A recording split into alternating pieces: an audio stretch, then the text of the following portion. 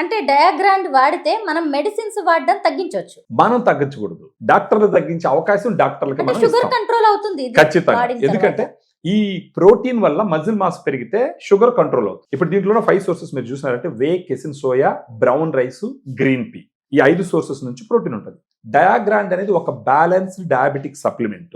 దీన్ని వాడుకుంటూ పోతే శరీరాన్ని డయాబెటీస్ ని ఎదుర్కొనే రేంజ్ కి తీసుకుపోవడం ద్వారా డాక్టర్సే over a period of time తర్వాత నంబర్ ఆఫ్ టాబ్లెట్స్ తగ్గిస్తారు, డోసెస్ తగ్గిస్తారు, వాటి వల్ల వచ్చే సైడ్ ఎఫెక్ట్స్ తగ్గుతాయి. వాటికి పెట్టే డబ్బులు ఏదో డయాగ్రాండ్ కి పెట్టుకొని న్యాచురల్ గా క్వాలిటీ ఆఫ్ లైఫ్ తో ఎలాంటి ఇష్యూస్ లేకుండా డయాబెటీస్ ఉన్న వాళ్ళు లైఫ్ లీడ్ చేయొచ్చు. సుబ్రహ్మణ్యం గారు, డయాగ్రాండ్ వాడడానికి ఏజ్ లిమిట్ ఏమైనా ఉంటుందా? అంటే ఏ ఏజ్ పేషెంట్స్ వాడాలి? ఒక 18 ఇయర్స్ పైన ఎవరైనా తీసుకోవచ్చు మేడం. అంటే అంత సన్న వయసు ఉన్న వాళ్ళు కూడా తీసుకోవచ్చు, బట్ నాట్ రిక్వైర్డ్, వాళ్ళకి అవసరం లేదు యాక్చువల్గా. ఒకవైపు రెగ్యులర్ ఫుడ్ తీసుకుంటూ మెడిసిన్స్ వాడుతూ డయాగ్రాండ్ వాడవచ్చు. తీసుకోవాలి. అయితే దీన్ని ఎలా వాడాలి?